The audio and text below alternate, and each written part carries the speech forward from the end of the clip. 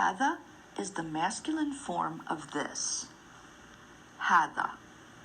Hadhihee is the feminine form of this. Hadhihee. Now let's look at an example. If we want to say, this is a book, we say, Hadha kitabun. Hadha kitabun. We use tanween or nunation over the word kitab at the end because it's indefinite.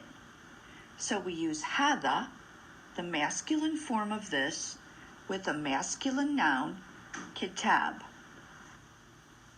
If we add an alif lam in between hadha and the noun kitab, it becomes hadha el kitabu.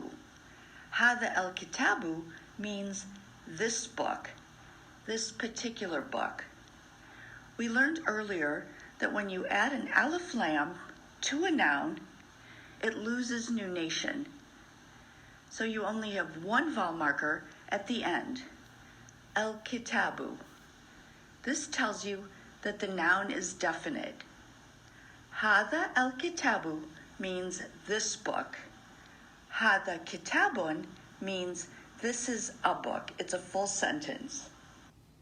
Now let's look at a feminine example using hadhihee. Hadhihee is the feminine form of the word hadha. It means this.